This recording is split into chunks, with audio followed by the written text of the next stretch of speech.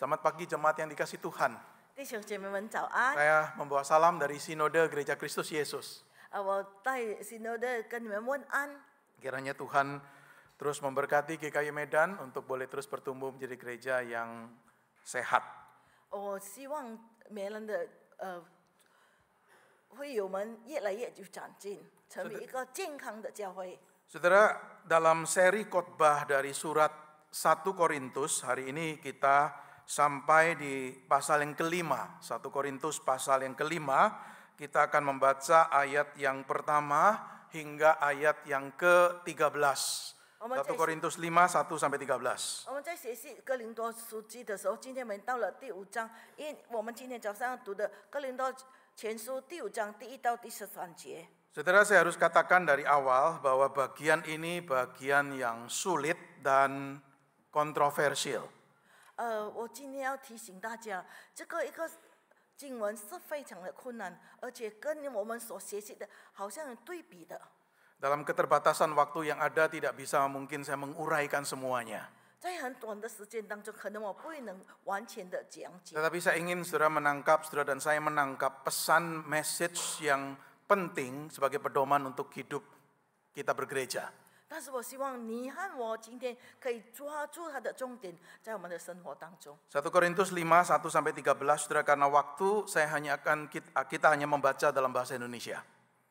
1 Korintus 5, 1 hingga yang ke-13. Memang orang mendengar bahwa ada percabulan di antara kamu.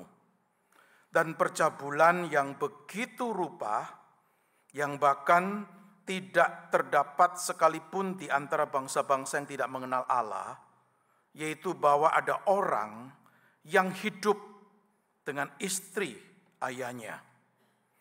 Sekalipun demikian, kamu sombong. Tidakkah lebih patut kamu berduka cita, sehingga orang yang melakukan hal itu dijauhkan dari tengah-tengah kamu? Sebab aku, sekalipun secara badani tidak hadir, tetapi secara rohani hadir. Aku sama seperti aku hadir telah menjatuhkan hukuman atas dia yang telah melakukan hal yang semacam itu. Bila mana kamu berkumpul dan aku hadir secara rohani, dengan kuasa Yesus Tuhan kita, orang itu harus diserahkan dalam nama Tuhan Yesus kepada iblis, sehingga binasa tubuhnya, agar rohnya diselamatkan pada hari Tuhan. Kemegahanmu tidak baik. Tidak tahukah kamu bahwa sedikit ragi membuat seluruh adonan mengembang? Buanglah ragi yang lama itu, supaya kamu menjadi adonan yang baru, sebagaimana kamu memang tidak beragi, sebab anak domba Paskah kita, yaitu Kristus, juga telah disembelih.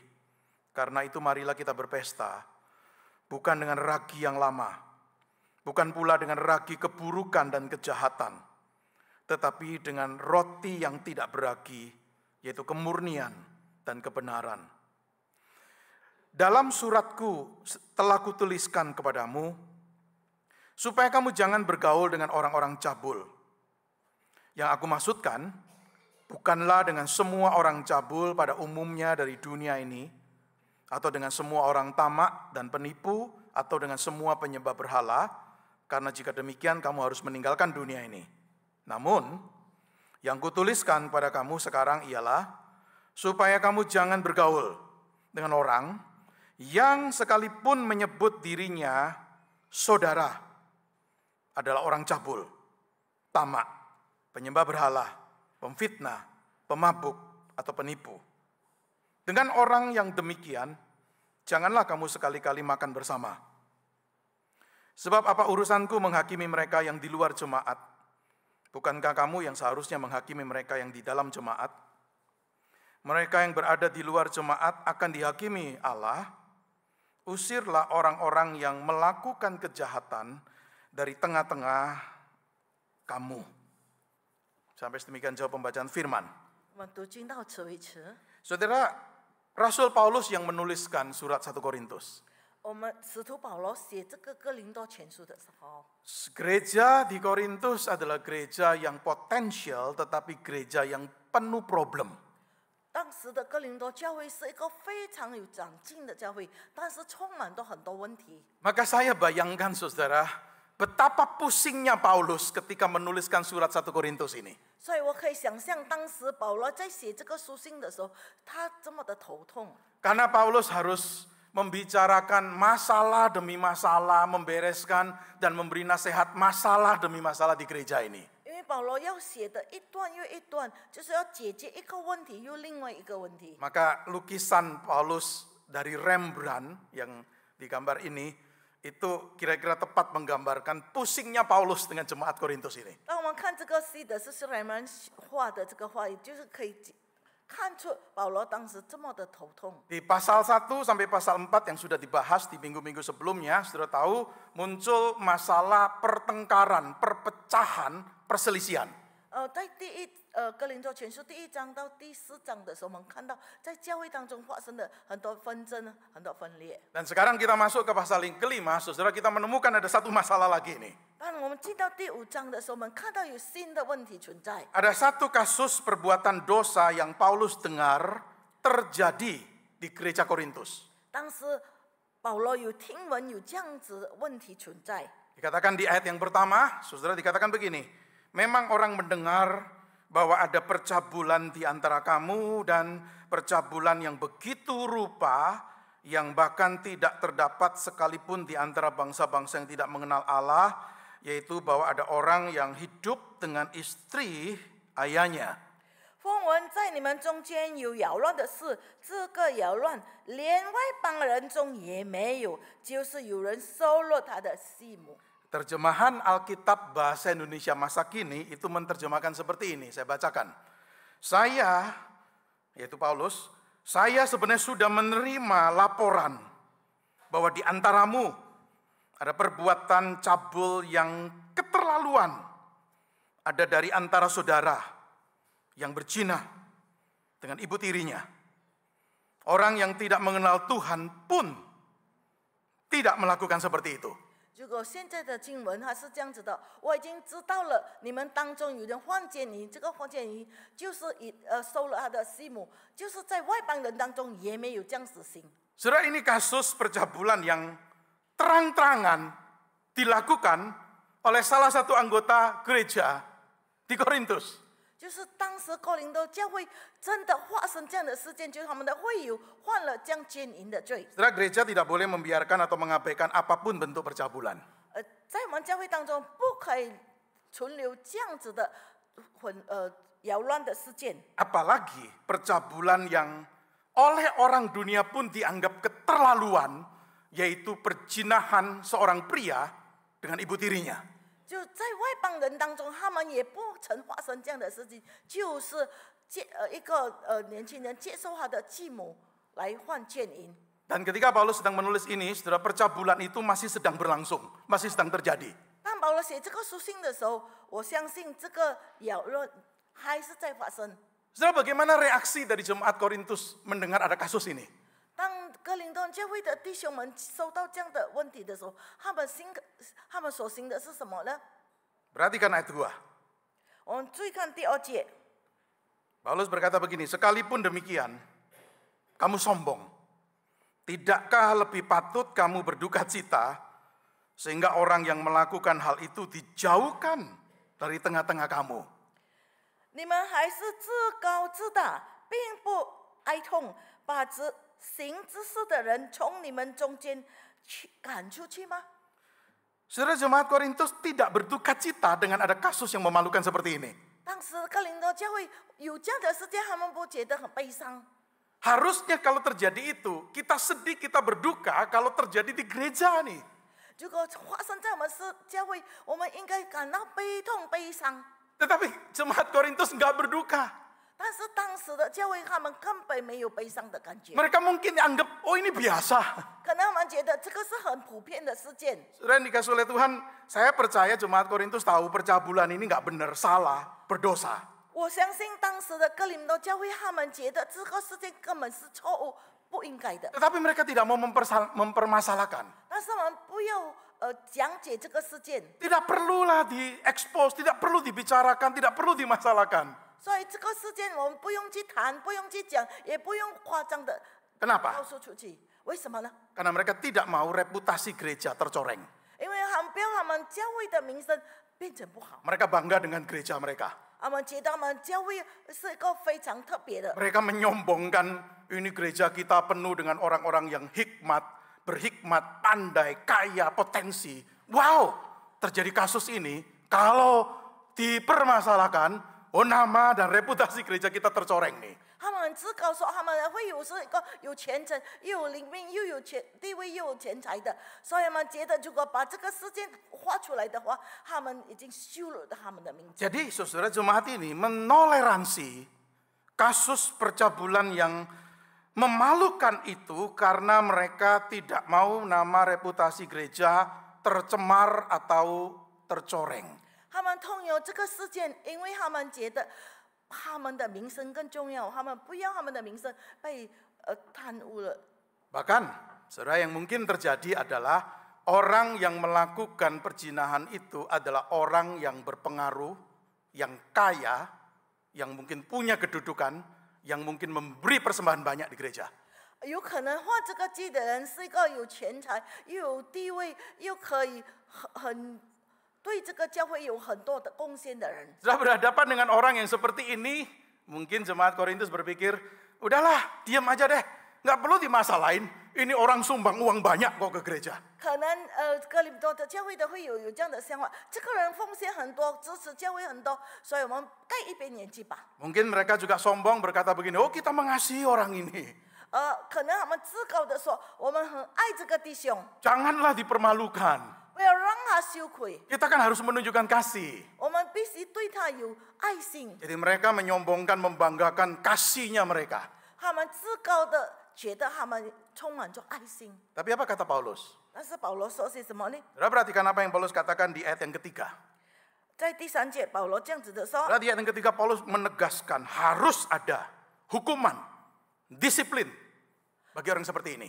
所以保罗强调的说，对这样子的人必须要有纪律，必须要惩罚他。 Paulus berkata begini, sebab aku sekalipun secara badan tidak hadir, artinya Paulus tidak ada di tengah-tengah gereja, tetapi secara rohani hadir, aku sama seperti aku hadir, telah menjatuhkan hukuman atas dia yang telah melakukan hal yang semacam itu.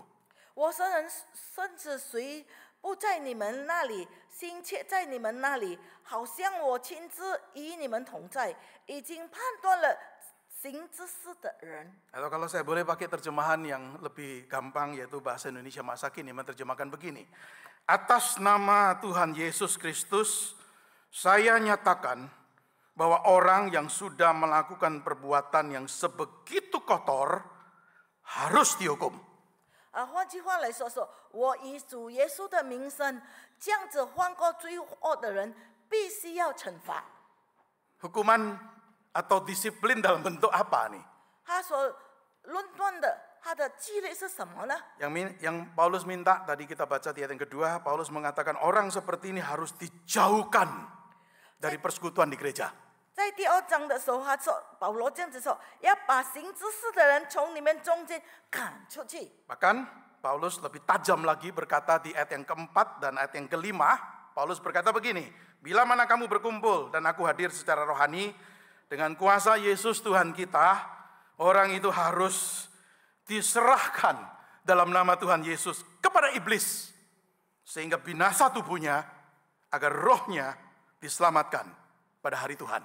更强调的是，在第4节与第5节，就是你们聚会的时候，我的心也在你们当中，奉我主耶稣的名，并用我们主耶稣的权柄，要把这样的人交给撒旦，败坏他的肉体，使他的灵魂在主耶稣的日子可以得救。 Agak aneh saudara, kan Paulus sampai berkata diserahkan pada iblis. 很奇怪的是，保罗甚至说把他交给撒旦。 Apa artinya diserahkan pada iblis?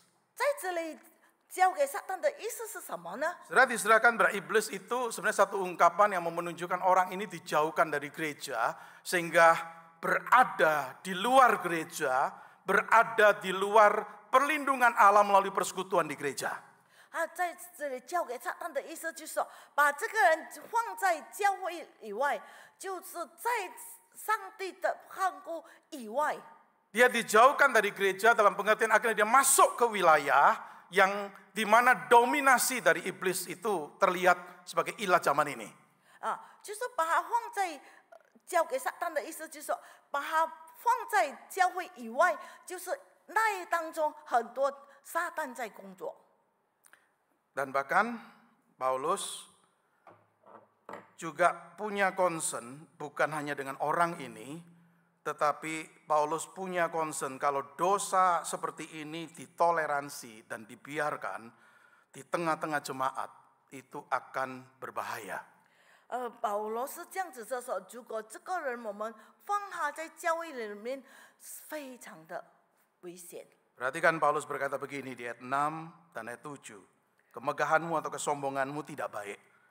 Tidak tahukah kamu bahwa sedikit ragi membuat seluruh adonan mengembang. Buanglah ragi yang lama supaya kamu menjadi adonan yang baru sebagaimana kamu memang tidak beragi. 所以第6节、第7节这样子的说，你们只自夸是不好的，且不知一点面笑能使全团发起笑吗？你们既是无效的面，应当把这旧的除掉，好使你们成为新团。因为我们逾越节的羊羔，基督已经被杀献祭了。 Saudara, Paulus mengumpamakan dosa itu seperti ragi yang sekalipun sedikit, tetapi itu bisa mengkamiri seluruh adonan.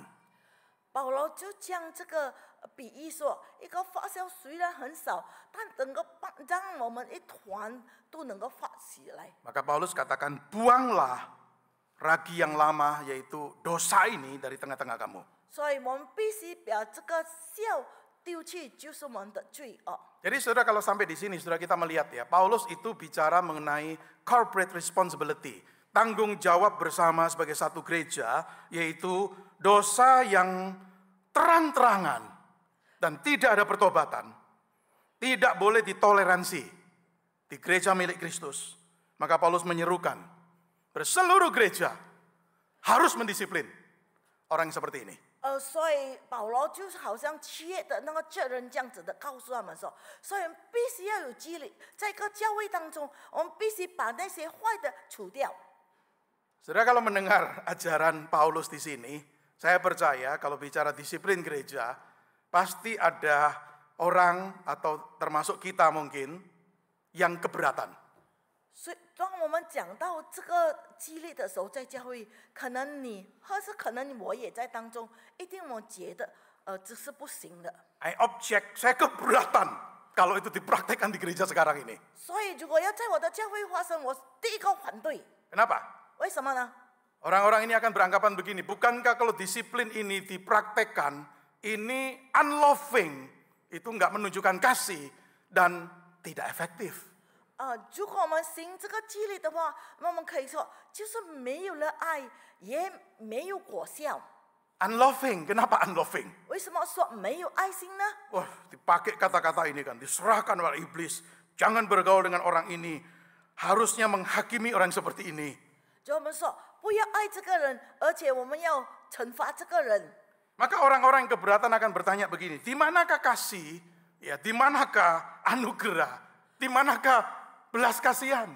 所以，如果我们讲到这样子的时候，我们可能说，我们的怜悯在哪里？我们的爱心在哪里？ Bagaimana kita bisa menghakimi orang lain? 我们应该如何可以论断别人呢？ Yesus mengajarkan kita untuk tidak menghakimi. 主耶稣也教导我们说，我们不要论断别人，免得你们被。 Siapa kita yang berhak menghakimi orang lain? 我们谁可以论断别人呢？ Bukankah hal yang loving, yang penuh kasih adalah justru kita peringatin orang seperti ini untuk bertobat, tetapi tetap jaga hubungan dengan mereka. 我们如果有爱心的话，我们虽然指点他，但是我们跟他也还是有密切的关系。 Bukankah kita memang membenci dosa, tetapi mengasihi orang berdosa? 我们虽然很恨恶罪恶，但是我们爱犯罪的人。 Jadi kalau orang ini dijauhkan dari gereja, itu unloving. 如果我们把这些人惩罚推下出教会的话，我们就没有了爱心。 Juga orang keberatan akan berkata, disiplin seperti ini nggak efektif. 所以人家说这样的激励根本没有果效， Kenapa? 为什么呢？ Saudara, mereka dijauhkan dari gereja, mereka cari gereja lain. 我们当然离开我们的教会，可能会到别个教会去， Mereka bisa pergi cari gereja lain. 他们也可以到别个地方找其他的教会。 Saudara, mereka tidak setuju, ada keberatan yang dimunculkan. Kenapa? Karena beranggapan begini, bukankah cara terbaik membawa orang seperti ini pada pertobatan adalah justru undang mereka tetap datang ke gereja, biar dengar firman, biar dengar Injil, dan kemudian bertobat. 他们有这样的看法说，我们好不如把他带到教会，让他在教会里面多听一点神的话语，所以他们会悔改。 Saudara, benarkah disiplin ini unloving and ineffective? 是否这个激励没有爱心，而且没有果效吗？ Kalau saudara tanya ke Paulus, saya percaya jawaban Paulus adalah disiplin ini loving and effective. 如果你问保罗的话，还要告诉你，激励其实是因为你爱他，而且非常有果效。 Saudara harus diakui, tadi saya katakan di awal, perikop ini sulit. 从一开始我已经告诉大家，其实这一段经文是很困难解释的， Kontroversial. 而且相对比的。 Untuk diterapkan di gereja zaman sekarang tidak mudah. 但我们要行在我们现今的教会，其实很不容易。 Kita harus akui itu. 我们真的要接受这一点。 Tetapi jangan kemudian karena itu kita beranggapan bahwa saya nggak perlu dengar firman ini. 如果你有这样的讲话，如果是这样的讲话，就不需要听这个经文。 Jangan karena kesulitan itu lalu kita memaafkan diri kita karena tidak menerapkan bagian firman Tuhan yang seperti ini karena membuat kita nggak nyaman. 因为我们感觉不爽快，所以不要接受这个话语是错误的。 Perhatikan apa yang Paulus tuliskan. 所以我们要注意保罗接下去写的是什么。 Ayat 9, ayat 10, perhatikan baik-baik. Ayat 9, 10, dan 11. Paulus berkata begini di ayat 9, 10. Dalam suratku telah kutuliskan kepadamu supaya kamu jangan bergaul dengan orang-orang cabul. Yang aku maksudkan bukan dengan semua orang cabul pada umumnya dari dunia ini, atau dengan semua orang tamak dan penipu, atau dengan semua penyembah berhala. Karena jika demikian kamu harus meninggalkan dunia ini.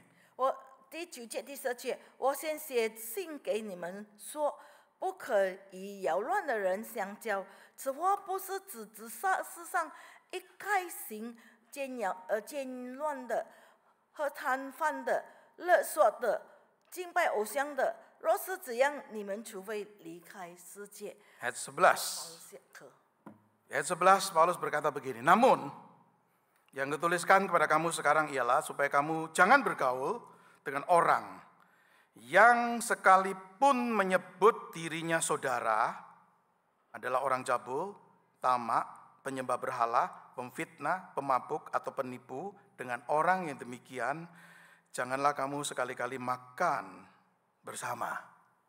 这一节，但如今我写信给你们说，若有你弟兄行扰乱的、和贪污的、和敬拜偶像的、和辱骂的、和酒醉的、和勒索的，这样的人不可与他相交，就是与他吃饭都不可。 Saudara, Paulus menyebut tentang orang ini dengan berkata, orang ini menganggap dirinya saudara seiman. 保罗这样子说，那个人就好像我们是同信仰的人。 Artinya dia datang dan ada di gereja, di tengah-tengah gereja, bahkan mungkin ikut aktif melayani. 就是保罗所说的人，这个人就是也是在我们教会里面，可能也在一起听福音，也可能在一起侍奉的人。 Tetapi Paulus katakan begini, dia menganggap dirinya saudara, saudara seiman, orang percaya. Tetapi ini orang cabul, ini orang tamak, penyembah berhala, pemfitnah, pemabuk atau penipu. 因为他自称自己是兄弟，但他行奸乱，他是贪犯，他是拜偶像，他是辱骂，他是酒醉的。 Artinya begini saudara, orang ini di gereja dikenal sampai orang sebut ini orang cabul, ini orang tamak, ini penipu. 他这个人在教会，甚至人家也指责他，你是罪恶犯奸淫的，你这个人是犯邪恶的、酒醉的，他是辱骂的。 Tetapi orang ini nggak merasa malu disebut seperti itu di gereja. 好，这个人在教会，但是他不觉得害羞，人家这样子的称他， Yang nggak merasa malu dengan kelakuan berdosanya. 他根本不觉得他所犯的错过是一个羞愧的事。 Dia tidak malu untuk tetap datang ke gereja, ambil perjamuan kudus, ikut kelompok kecil. Nggak malu sekalipun orang kenal dia dan memberi julukan itu. 啊，这个人根本别人讲他这么不好，他也是一样参加圣餐，也参加各种活动。 Saudara, Paulus di sini tidak membahas tentang orang seperti kita orang Kristen ya, 保罗 yang sesekali bisa jatuh dalam dosa. 保罗在这里不是讲解说，好像你们我们可能我们一次一次会犯过错。 Kita semua nggak ada yang sempurna, kita bisa jatuh dalam dosa. 你我不是一个完全的人，你我都有机会跌倒。 Lalu kita sadar dan kita bertobat. 但是我们体会到我们的过错，我们的犯罪，所以我们快的求怜悯。 Paulus tidak sedang bicara orang-orang seperti ini. 啊，保罗不是讲这些的人， Tapi Paulus bicara orang-orang yang punya perilaku berdosa yang terang-terangan, tidak tahu malu, keras kepala, pemberontak, dan tidak menunjukkan pertobatan. 保罗在这里强调是讲到这些人犯罪过后又投硬，而且不觉得羞愧，也不要有悔改的心。 Maka Paulus tuh meminta untuk tidak bergaul atau makan bersama dengan orang-orang yang berada di tengah-tengah jemaat ini yang mengaku sebagai saudara seiman tetapi memiliki perilaku berdosa yang terang-terangan, ya saudara, yang keras kepala, ini pemberontak dan tidak menunjukkan pertobatan, bahkan mereka menganggap tidak ada yang salah dengan perilakuku kok. 所以保罗在这里强调的就是那些人已经人指责他犯罪过错的，但是他还是在教会当中根本不觉得羞愧，也不要悔改。 Saudara, bergaul atau makan bersama itu adalah simbol kedekatan dan penerimaan. 在这时候可以与他交往，而可以与他在一起吃饭，就显得是我们与他的沟通。 Artinya ketika kita menerima dan makan bersama, kita setuju dengan perilakunya, kita nggak mempermasalahkan, kita tetap anggap, oh ini orang baik. 如果我们与他交往，又与他吃饭，就显得我们赞同他所行所做的是没问题。 Saudara, coba kita pikirkan kalau di tengah-tengah gereja kita ada orang yang seperti ini, apa yang harus kita lakukan? 弟兄姐妹，如果在我们教会当中有这样子的人，我们应该如何的行？ Ya lagi, saudara, ini bukan orang yang sesekali jatuh dalam dosa lalu bertobat, bukan. 弟兄姐妹要强调这里说，不是那些偶尔会犯罪的，乃是这个人犯了罪，也不觉得自己羞愧。 Yang tadi Paulus katakan beri contoh di Korintus ini, dia melakukan hubungan seks dengan ibu tirinya sendiri. 保罗在这里强调说，他与他的媳妇行奸乱， Dan nggak ada rasa malu, 而且不觉得羞愧， tidak ada pertobatan. 根本不要悔改。 Lalu orang ini tetap diterima di gereja. 但是我们教会还会接受这样子的人， Diminta mungkin tetap ikut pelayanan yuk. 可能我们也是邀请他再起来侍奉， Ayo ikut kelompok kecil, ayo ikut perjamuan kudus. 或是我们找他参加小组，而且受圣餐。 Saudara, tepatkah tindakan seperti itu? 是否我们正确有这样的行为吗？ Saudara, bagi Paulus saya percaya tindakan disiplin ini dimotivasi oleh kasih. 我知道这个激励的话是因着爱心， Yaitu kasih kepada orang yang bersangkutan. 因为我们爱这个人。 Paulus katakan orang itu harus serahkan dalam nama Tuhan Yesus pada iblis sehingga binasa tubuhnya agar rohnya diselamatkan pada hari Tuhan. 所以保罗就这样说，我们必须交给撒旦，让他能够肉体醒悟过来，可以得救。 Saudara, binasa tubuhnya bukan artinya orang ini mati secara fisik, bukan. 败坏他的肉体，不是说这个人就死， Tetapi binasa tubuhnya itu dalam bahasa aslinya adalah binasa dagingnya, yaitu bicara kematian nafsu, hawa nafsu dan keinginan dagingnya, ya, dan tujuan akhirnya adalah apa? Pertobatan orang ini dan keselamatan. 在这里肉体的朽坏的意思，就是说他在肉体上已经朽坏了，但是他还是可以，他的灵魂还可以得救。 Maka disiplin di dalam gereja itu saudara-saudara adalah satu tindakan anugerah terhadap orang berdosa, bukan membuang mereka, bukan berakhir cuma di penghakiman dan penghukuman, enggak. 所以我们如果对教会的会有激励的话，其实不是要惩罚他，变成离开教会而且跌倒，乃是我们给他机会，让他自己体会到可以悔改， Tapi supaya 来到神的跟前。 Tapi supaya dia betul-betul periksa diri, kenapa ya teman-teman gereja ini menjauhkan diri dari aku? Kenapa ya aku kemudian mengalami ini, mengalami itu? Supaya apa? Dia periksa diri betul-betul dan kemudian bertobat. 好像他离开了教会，他就有这样的想法：为什么教会的人离开我？为的是什么？我必须要自己检讨自己，体会到自己的过错，才有机会。 Dan tindakan disiplin ini juga tindakan kasih. Kenapa? Karena ini menunjukkan kasih kita kepada anggota-anggota jemaat yang lain. 就我们讲到这个激励的话，其实是我们用爱心来激励，因为我也想到其他的会友，我们也爱其他的会友。 Paulus berkata begini, tidak tahukah kamu bahwa sedikit ragi mengkamiri seluruh adonan? 保罗这样子说：你们自夸是不好的，其实一点的面笑能使全团化起来吗？ Saudara, kalau perilaku-perilaku berdosa seperti ini ditoleransi di dalam gereja, saudara, dampak kerusakannya akan makin besar karena juga akan mempengaruhi jemaat yang lain. 如果这样子的罪过我们能够宽容的话，那么这个会影响很其他的会有。 Ragi itu seperti dosa, yang ragi bisa mempengaruhi seluruh adonan, maka dosa yang ditoleransi, dibiarkan, setelah itu juga akan bisa mempengaruhi seluruh tubuh Kristus. 这个笑能够有关系到所有的团。如果我们把这个罪恶容在教会的话，其他的会友也有果效。 Maka kita jangan, saudara, mengabaikan pengaruh yang mencemari dan merusak yang dimiliki oleh orang seperti ini terhadap orang lain. 所以这样子的能够让别人有的果效的，我们要特别的小心。 Bahkan Paulus pernah berkata di 1 Korintus 15 ayat 33, jangan sesat, pergaulan yang buruk merusak kebiasaan yang baik. 所以保罗就你们不要自欺，换教是败坏行为。 Saudara, kalau kita sering bergaul dengan orang-orang yang betul-betul tidak malu dalam dosanya, pemberontak, tanpa sadar kita bisa dipengaruhi untuk juga berdosa dan memberontak. 弟兄姐妹，如果我们常常交这样子的朋友，他是个常犯罪而且常常抵抗的，我们久久也有这样的行为。 Saya ambil satu contoh sebagai perbandingan.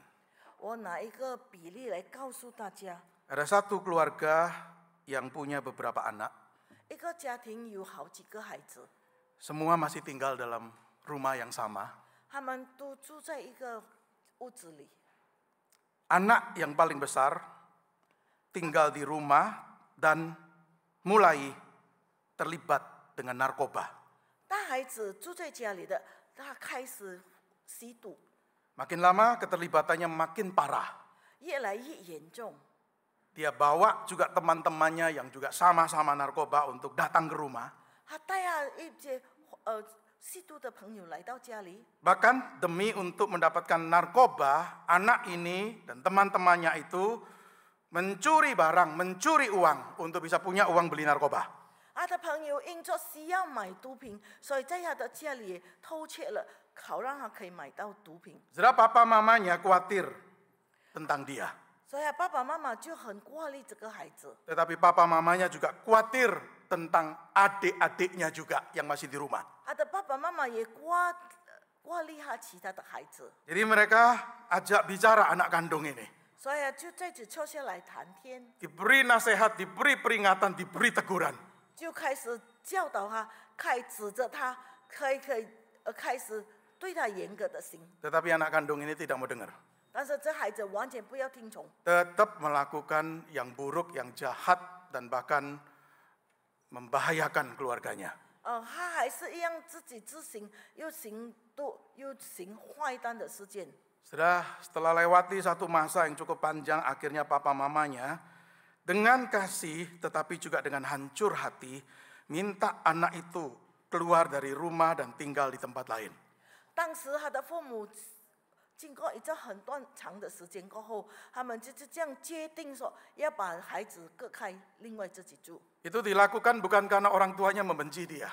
他爸爸妈妈不是因为恨他才这样行， Juga bukan karena orang tuanya sudah give up, sudah menyerah dengan anak ini. 可是他爸爸妈妈也不是已经放弃了这个孩子， Tapi mereka harus lakukan demi untuk juga melindungi anak-anak yang lain yang masih di rumah. 他们必须这样子行，因为他们要爱护好其他的孩子。 Kalau mereka tetap memberikan perlindungan, memberikan uang atau memberikan apapun yang menolong anak kandung ini, saudara, dia tidak berubah terus nih. 如果我们孩子一直在支持这个大孩子的话，他永远不会改变。 Maka dalam kasih, tetapi sekali lagi dengan hancur hati, anak ini diminta keluar.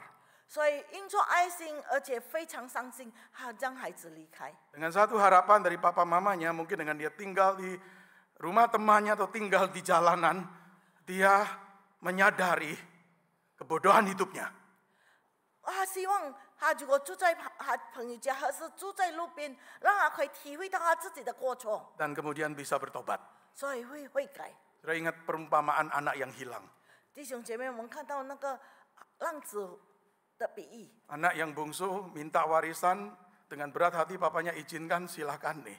他的小儿子要求了分家产，过后就离开，他爸爸也让他离去。 Anak yang bungsu itu foya-foya habisin uang, hidup dengan tidak benar, sampai satu titik akhirnya sadar kebodohan dirinya.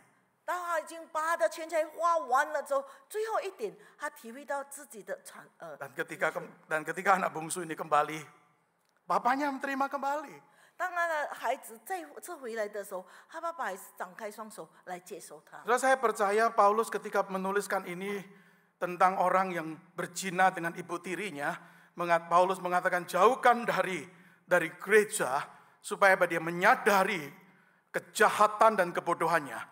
Dan kalau satu waktu dia akhirnya sadar bertobat kembali, kita terima.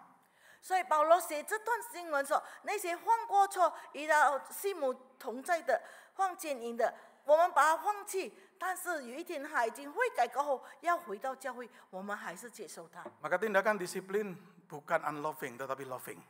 其实我们行纪律不是说没有爱， Meskipun 而是我们充满的爱。 Meskipun itu kasih yang keras, tough love. 但是虽然这个爱是一个非常坚硬而且很困难的， Saudara, sekali lagi mengkhotbahkan bagian seperti ini dan kita memikirkan penerapannya di gereja zaman sekarang bukan hal yang mudah. 所以讲到这个经文，而且要行在现今的教会，其实很不容易。 Kita bisa keberatan dengan disiplin seperti ini. 我们全部人都要反对这个纪律， Tetapi saudara, jangan karena kesulitan itu kita merasa diri kita lebih bijak, lebih pandai daripada firman Tuhan. 所以我们不要觉得自己比神的话语更聪明、更有智慧。 Saya ingin mengakhiri renungan ini dengan dua kutipan. 我要结束我的讲解，有两段的经文是我要讲述的。 Saudara, Dietrich Bonhoeffer pernah berkata begini, tidak ada yang lebih kejam daripada kelembutan yang membiarkan orang lain tetap berdosa. Tidak ada yang lebih berbelas kasih daripada teguran keras yang memanggil seorang saudara untuk kembali dari jalan dosa. 就是告诉我说，没有一个更硬的方法，就是让一个人永远活在罪恶当中；没有一个更爱的心，就是让一个人能够悔改。 Dan yang kedua, seorang bernama John Deck bahkan berkata dengan lebih keras lagi. Dia berkata begini, ketika disiplin meninggalkan gereja, Kristus pun meninggalkannya. John 讲的一个更严格的话语说，当纪律离开了教会，主耶稣也离开了教会。